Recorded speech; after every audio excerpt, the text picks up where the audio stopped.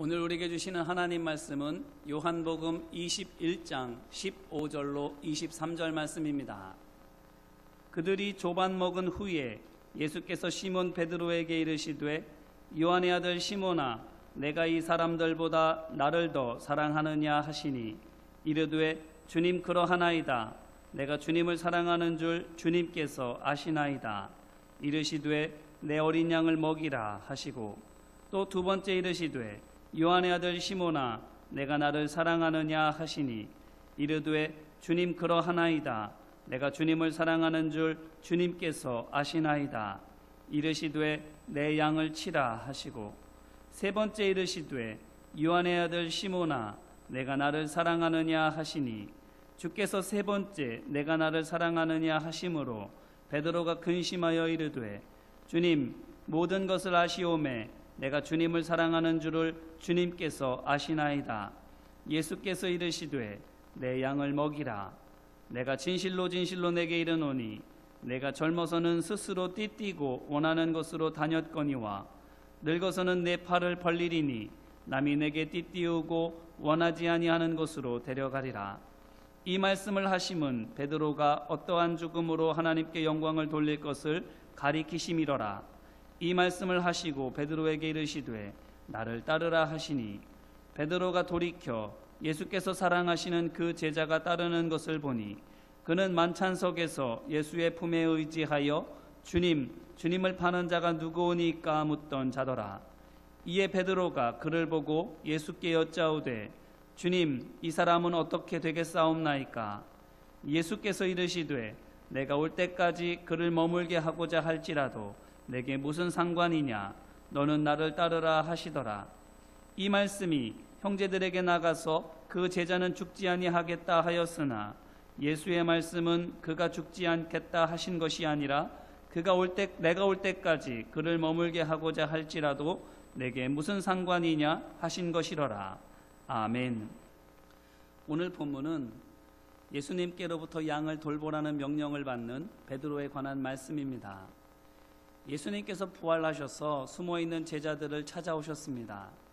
예수님과 그들을 핍박한 사람들에 대한 미움과 두려움 속에 또한 서로에 대한 시기와 원망 속에 집과 마음의 문을 꼭꼭 닫아두고 어둠 가운데에 숨어있던 제자들을 빛이신 예수님께서 찾아와 주신 것입니다. 그리고 그들에게 성령을 보내주셔서 그들로 하여금 다시 서로 용서하고 화해하게 하셨습니다. 그래서 그동안 한 집에 같이 있었어도 몸과 마음은 따로 있었던 외톨이 도마도 다른 제자들과 함께하게 되었습니다. 하지만 지난 주일에 오늘 본문 말씀 앞에 있는 21장 1절로 14절 말씀을 통해서 본 바와 같이 며칠 채 지나지도 않았는데 제자들은 또다시 갈라서고 말았습니다. 곧 제자 4명은 예루살렘을 떠나지 말고 기도하라고 하신 예수님의 말씀대로 예루살렘에 남아 있었지만 다른 제자들은 베드로를 따라 고향인 갈릴리로 돌아간 것입니다.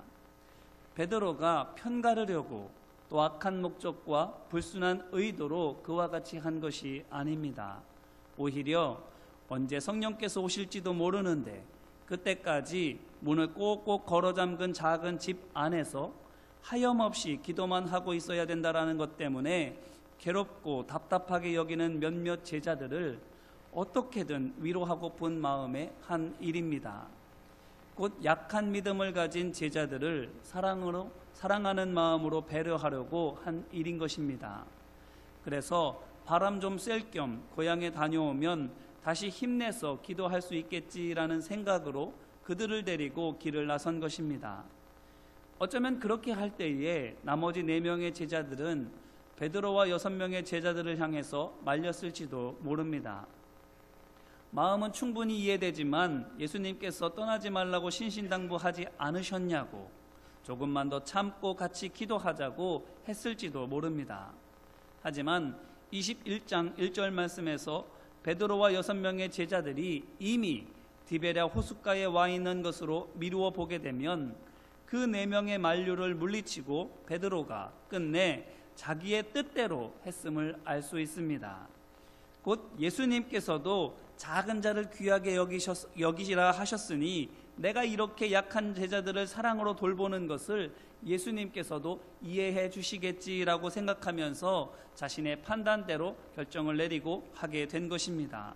그런데 그와 같이 해서 그가 바라는 대로 6명의 제자들이 평안과 믿음을 얻게 되었습니까? 아닙니다. 21장 3절 말씀에 있는 바와 같이 밤새도록 수고했지만 물고기를 한 마리도 낚지 못했습니다. 보통 엄밀하게 말하면 21장 3절 말씀은 아무것도 잡지 못했다라고 전하고 있습니다. 곧 물고기는 고사하고 새우 한 마리조차 낚지 못했다라는 것입니다. 말 그대로 밤새도록 빈 그물만 들어올리고 있었던 것입니다. 하지만 4절 말씀을 보니 예수님께서 어느새 그 호숫가에 와 계십니다. 그리고 5절로 6절 말씀을 통해서도 알 수 있는 것처럼 배 오른편에 그물을 던지라 말씀하셨고 제자들이 그대로 하자 들어올릴 수 없을 정도로 많은 물고기가 그물에 들어차게 되었습니다. 이것을 11절 말씀은 보다 더 자세하게 말하기를 가득히 찬 큰 물고기가 153마리라 이같이 많으나 그물이 찢어지지 아니하였더라 라고 전하고 있습니다. 이 말은 이 정도면 찢어지는 것이 맞는데 찢어지지 않았다라는 것입니다. 그리고 이 말의 뉘앙스를 보게 되면 이렇습니다. 잡히지 않던 물고기가 그물 한가득 잡히게 된 것도 기적이지만 그물이 찢어지지 않아서 그 모든 물고기를 다 얻게 된 것 또한 큰 기적이라고 말하는 말투입니다. 그러므로 이것이 무엇을 의미합니까? 예수님의 말씀에 순종하는 것이 풍성한 열매를 얻는 길이다라는 것입니다. 제 아무리 선한 의도라 할지라도 또 제 아무리 사람의 눈에 옳은 일로 보인다 할지라도 진리이신 하나님의 말씀을 따르는 것이 인생의 복과 하늘의 은혜를 얻는 유일한 길인 것입니다. 그러므로 이 일을 통해서 베드로가 또한 6명의 제자들이 무엇을 깨닫게 되었을까요? 아마도 이렇지 않았을까요? 그렇구나. 예수님께서 말씀하신 대로 예루살렘을 떠나지 말았어야 했구나. 힘들어도 다 같이 모여서 함께 능력이 위로부터 입혀질 때까지 기도하고 있었어야 했구나 라는 것을 깨닫지 않았을까요? 그러면서 베드로를 따라온 6명의 제자들은 각자 또한 무엇을 느끼게 되었을까요? 어쩌면 내가 예수님의 말씀이 아니라 사람의 말을 듣고 따랐구나, 그래서 이렇게 실패하게 되었구나 라는 것을 깨닫지 않았겠습니까? 베드로는 또한 어떤 생각을 하게 되었을까요? 내가 이들을 도와주려고 했는데 도리어 이들을 실패하게 하고 더 고생만 시켰구나, 내가 이와 같은 일을 했구나 라는 것을 느끼지 않았을까요? 그래서 베드로는 예수님뿐만 아니라 6명의 제자들에게도 미안한 마음을 갖게 되고 또한 이 6명의 제자들 역시 예수님께만 아니라 그들 스스로에게도 부끄러움을 느끼지 않았겠습니까? 이제 이 말씀으로 우리 자신을 돌아보기를 간절히 바랍니다. 우리는 이 중에서 누구와 같습니까? 예수님의 명령대로 예루살렘에 머물면서 오리라고 약속된 성령께서 임하실 때까지 인내하며 기도하는 4명의 제자들과 같습니까? 아니면 해야 할 기도는 하지 않고 왜 기도해야 하냐고 원망하면서 언제까지 이래야 하느냐고 답답해하는 6명의 제자들과 같습니까? 또 아니면 이 6명을 위해서 예수님의 뜻을 거스르기까지 하는 베드로와 같습니까? 이것을 우리는 다른 말로 하게 되면 이와 같은 질문으로 다시 바꿔서 말할 수 있습니다. 우리는 신앙적입니까? 아니면 세속적입니까? 또 아니면 인간적입니까? 바라기는 세속적이거나 인간적인 생각과 마음으로 하는 것이 아니라 신앙적인 양심으로 믿음의 길을 결단하는 우리 모두가 되기를 주님의 이름으로 기원합니다. 예수님의 말씀을 믿음으로 순종하는 우리 모두가 되기를 소망하고 축복합니다. 그럴 때에 예수님께서 사명을 붙드는 믿음의 종들을 도와주시는 거예요. 어떻게 그것을 알 수 있습니까? 자, 가만히 생각해 보시기를 바랍니다. 예수님께서 언제 베드로와 6명의 제자들을 찾아오십니까? 21장 2절로 3절 말씀을 보니 그들이 갈릴리로 돌아오자마자입니다. 낙향에서 본업인 어부 생활을 시작하자마자 예수님께서 바로 그 자리에 와 계시는 것입니다. 이 말은 어디 한번 너희들끼리 고생해봐라 하면서 한동안 모른 척 실패하도록 놔두시지 않고 그들의 뒤를 쫓아서 곧장 따라오셨음을 말하는 것입니다. 왜 그렇습니까? 얼마든지 실패를 경험할 수 있도록, 그래서 쓴 것을 경험해 보고는 아이고 안 되겠구나 다시 돌아가야지 하게 하지 않으시고 왜 그들의 뒤를 바로 따라오십니까? 불순종의 결과로 실패할 수밖에 없는 제자들로 하여금 예수님의 말씀대로 해야 되는구나 라는 것을 알게 하셔서 하루라도 빨리 그들이 예루살렘으로 돌아가게 하기 위해서입니다. 돌아가서 다시 기도하게 하기 위해서입니다. 거기에 누가 있기 때문입니까? 4명의 제자들이 있기 때문입니다. 거기에서 그들이 무엇을 하고 있습니까? 기도하고 있습니다.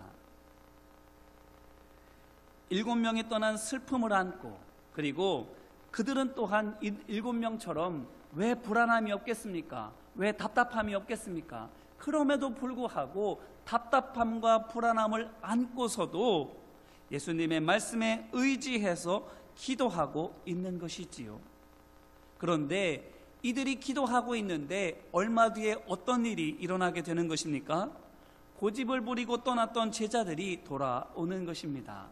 돌아와서는 미안합니다. 고집 부리고 떠나서 다시는 떠나지 않고 함께 있으면서 같이 기도할게요. 사죄하고 함께 화해하고는 다시금 한 마음으로 기도하게 되는 것입니다. 자, 이것을 통해서 우리가 무엇을 알 수 있습니까?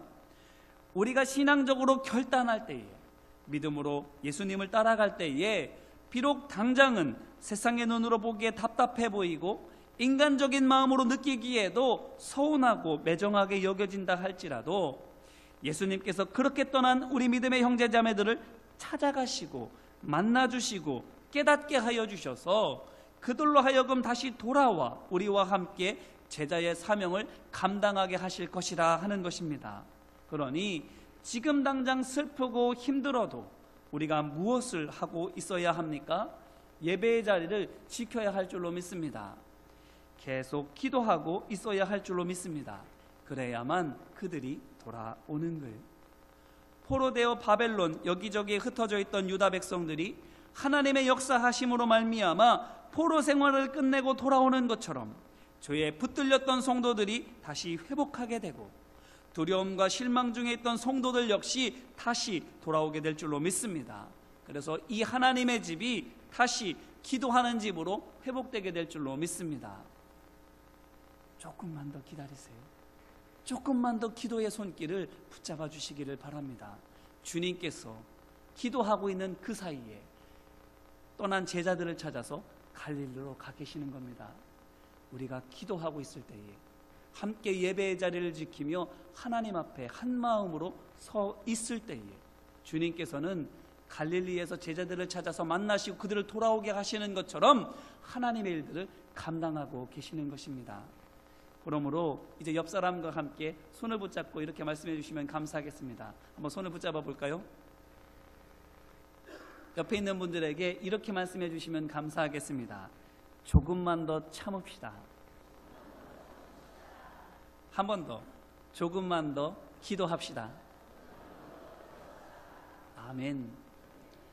예수님께서 4명의 제자들이 기도하고 있는 그 사이에 갈릴리로 가셔서 그들을 깨우쳐 주시고 다시 돌아오게 한 것처럼 우리가 예배할 때에, 우리가 기도할 때에 예수님께서는 떠난 그들을 찾아가 주셔서 한 사람 한 사람 만나 주시고 생명의 양식을 주시고 사랑의 위로를 베풀어 주시고 깨우쳐 주시고 인도하여 주셔서 다시 우리와 함께 예배하며 기도하게 하여 주실 줄로 믿습니다.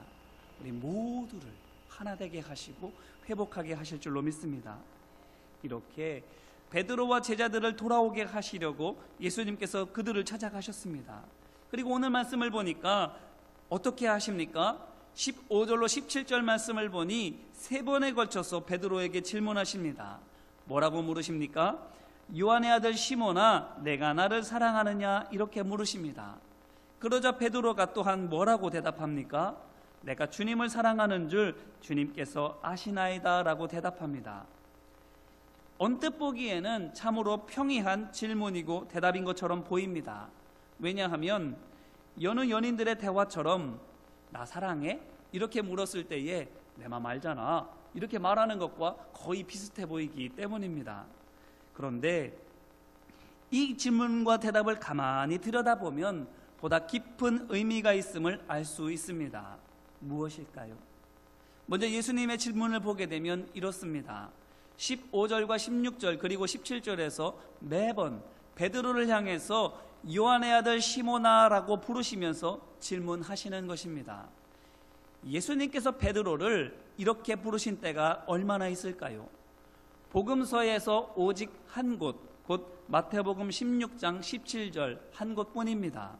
어떤 곳입니까? 가이사라 빌립보에서 예수님께서 제자들에게 너희는 나를 누구라 하느냐라고 물으셨을 때에 주는 그리스도시요 살아계신 하나님의 아들이시니이다라고 베드로가 대답하자 예수님께서 어떻게 하시지요? 바요나 시몬아 이렇게 그를 향해서 부르십니다. 그러시면서 말씀하시기를 내가 복이 있도다 이를 내게 알게 한 이는 혈육이 아니요 하늘에 계신 내 아버지시니라 이렇게 말씀하십니다. 자, 이것이 무엇을 말하는 것입니까? 베드로가 한 말이 베드로 자신의 생각이나 누군가로부터 배운 지식이 아니라 하나님께서 내려주신 거룩한 생각이라 하는 것입니다. 그렇기 때문에 바요나 시몬아, 요한의 아들 시몬아, 너는 사람의 아들 시몬이지만 하나님께로부터 말씀이 내게 임하여 내가 깨닫게 되었노라고 말씀해 주시는 것입니다. 쉽게 말하면 이런 것입니다. 시몬아, 사람의 생각으로는 이 진리를 도무지 알 수가 없느니라. 하나님께서 깨우쳐 주시지 않으면 있을 수가 없는 일이야.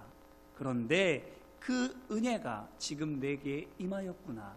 이렇게 말씀하신 거예요. 사람임을 강조하기 위해 그 속에는 하나님의 말씀이 있지 못함을 주시지 않으면 그에게 있지 못함을 알게 하시기 위하여 바요나 시몬아, 요한의 아들 시몬아 강조해서 말씀하신 것입니다. 그렇다면 오늘 말씀에서 예수님께서 또다시 요한의 아들 시몬아 라고 부르신 것은 무엇을 말씀하시기 위함입니까? 바로 시몬아, 사람의 마음으로는 십자가 대속의 사랑을 할 수가 없느니라. 하나님께서 사랑하는 마음을 부어주셔야만 해. 그런데 그 사랑이 지금 내게 있느냐? 이렇게 물으시는 겁니다. 베드로에게 왜 이렇게 물으십니까? 그것은 베드로가 하나님께서 주시는 사랑으로 제자들을 사랑하는 것이 아니기 때문입니다. 앞서 말씀드린 것처럼 인간적인 마음으로 사랑하는 것이지요. 믿음이 약한 제자들을 진리 안에서 가르치고 인도하는 것이 아니라 성령께서 인도하시는 대로 그들을 돕고 돌보아주는 것이 아니라 눈에 보이고 마음에 떠오르는 감정과 생각을 따라서 당장 쉽고 편한 길을 찾아서 그들을 갈릴리까지 데리고 온 것이기 때문입니다. 우는 아이를 달래는 가장 좋은 방법이 무엇입니까? 사탕을 쥐어주거나 장난감을 사주는 것이지요. 그와 마찬가지로 베드로는 그들을 향하신 하나님의 뜻을 알려주고 그 뜻 가운데에 도와주는 것보다 당장 그들이 원하는 것을 들어준 것입니다. 안타까운 마음만을 가지고 육신의 눈을 바라보며 육신의 생각을 가지고 그들에게 대해주고 있었던 것입니다. 이제 이 말씀으로 우리 자신을 다시 한번 돌아보기를 바랍니다. 우리가 하나님의 일을 할 수 있는 것은 무엇으로 말미암음입니까? 우리가 어떻게 바른 길을 찾을 수 있고 또한 다른 사람들에게 진리의 길을 인도해 줄 수 있습니까? 우리가 어떻게 우리 자신을 희생해 가면서 다른 사람들에게 주님의 십자가 사랑으로 대해 줄 수 있습니까? 우리 안에는 그와 같은 것이 없습니다. 어떻게 해야 합니까? 주셔야만 합니다.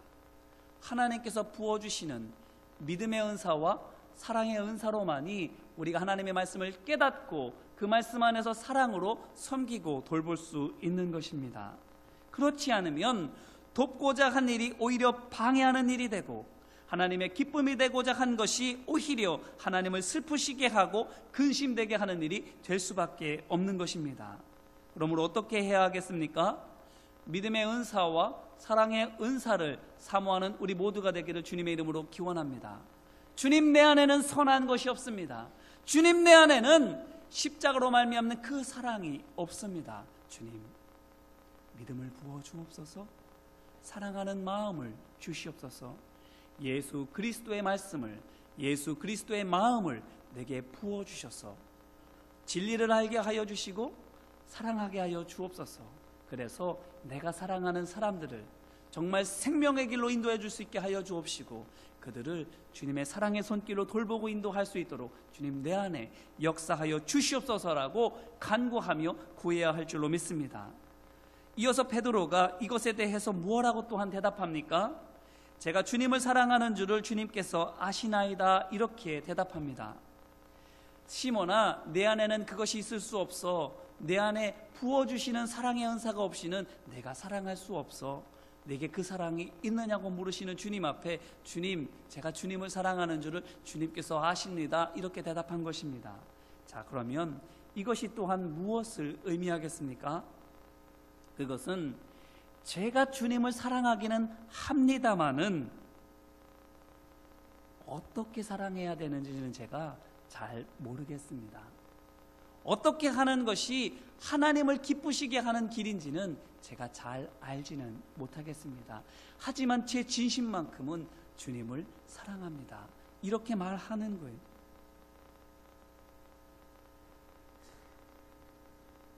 때때로 우리는 우리가 모든 것을 다 아는 것처럼, 주님을 사랑할 수 있는 것처럼, 믿음으로 모든 일들을 감당할 수 있는 것처럼 말하고 행동하지만, 어떤 의미에 있어서는 베드로처럼 이렇게 솔직하게 대답하는 것은 또한 어떨까요? 주님, 제가 주님을 사랑합니다. 그런데 정말로 주님을 사랑하는 그 길을 저는 잘 모릅니다. 주님, 알려주시옵소서.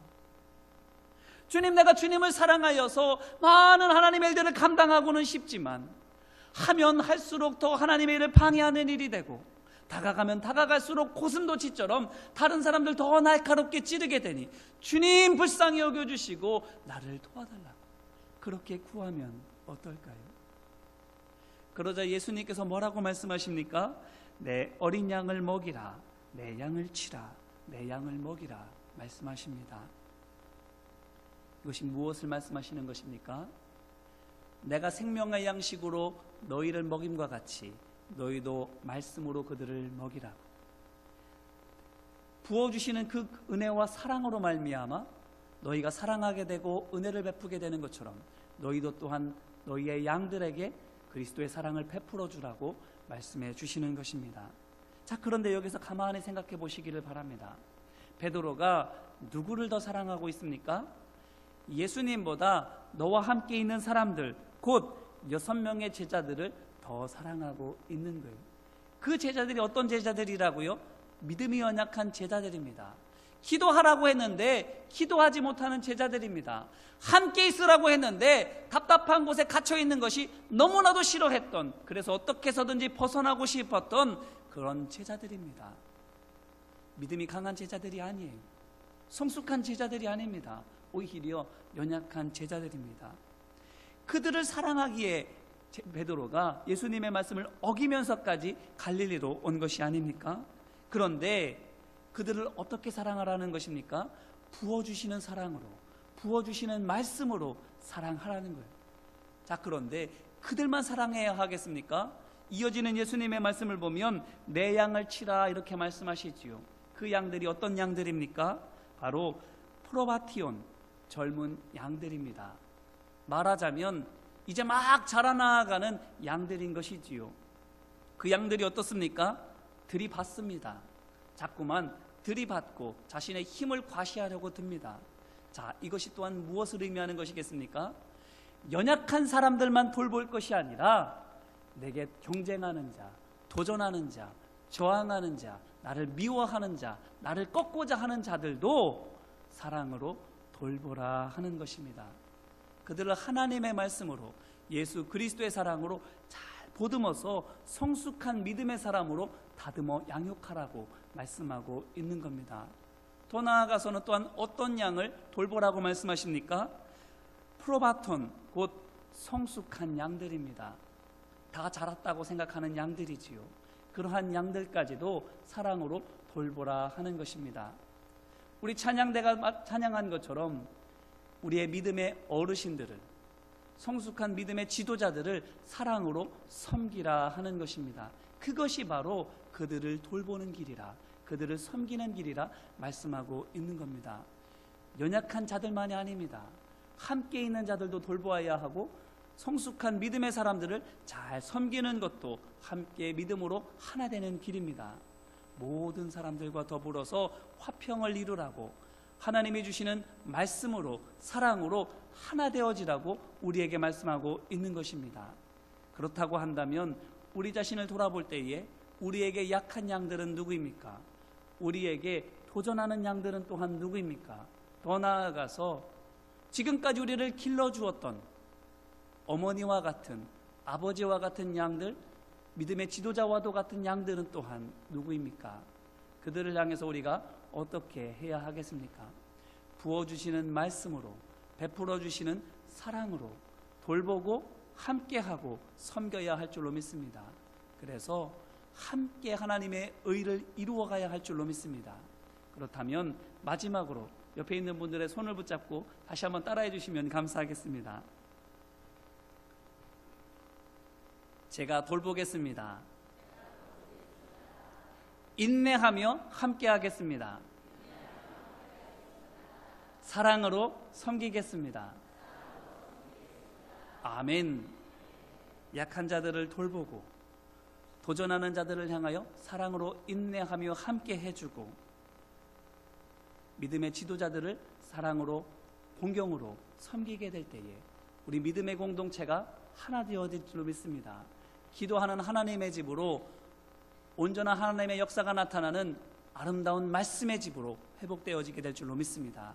그 은혜 가운데 거하는 우리 모두가 되기를 주님의 이름으로 축원합니다. 기도하겠습니다.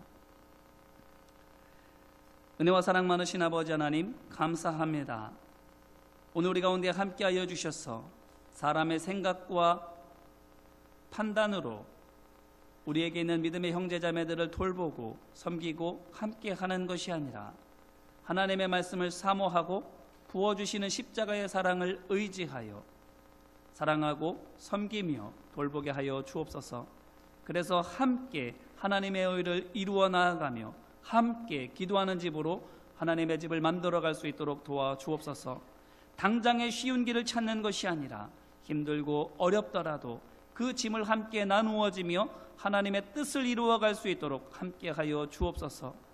함께하는 그 가운데에 베풀어 주시는 은혜와 능력을 경험하게 하여 주옵시고 풍성한 믿음의 열매, 순종의 삭을 얻도록 주님 역사하시고 함께하여 주시옵소서. 우리 가운데 이 은혜와 능력이 풍족한 열매로 맺혀질 수 있도록 돌보시고 인도하시고 함께하실 것을 믿고 의지하며 은혜와 사랑 많으신 예수님 이름으로 기도합니다. 아멘.